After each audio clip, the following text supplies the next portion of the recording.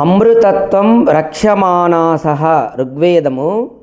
అమృతత్వం అనగా మోక్షసిద్ధి కొరకు మాత్రమే జీవితాన్ని పరిరక్షించుకుంటూ జీవిత గమనం కోసం లౌకిక ధనాన్ని తగు మాత్రంగా వాంఛిస్తారు.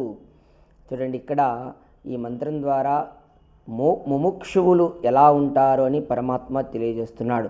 అంటే మోక్షము సిద్ధి పొందాలనేటటువంటి వారు ఈ యొక్క భౌతికమైనటువంటి ధనాన్ని తగు మాత్రంగానే కోరుకుంటారు, ఎక్కువ కోరుకోరు. ఎందుకంటే అది అన్నిటికీ అడ్డమైనటువంటిది. ఎవరైతే మోక్షం కోరకుండా ఉంటారో వాళ్ళే భౌతిక సంపదలు దండిగా ధనాన్ని కావాలని దండిగా సంపాదించుకుంటుంటారు. కానీ ఈ విధంగా మోక్షము సిద్ధింపజేసుకోవాలనేటటువంటి వారు మాత్రం కేవలము తన జీవితము రక్షింపబడడానికి, తను జీవించడానికి మాత్రమే తగు మాత్రంగానే భౌతిక ధనాన్ని కోరుకొని ఆ విధంగానే వాళ్ళు సంపాదించుకుంటారు అనే విషయంగా పరమాత్మ తెలియజేస్తున్నాడు.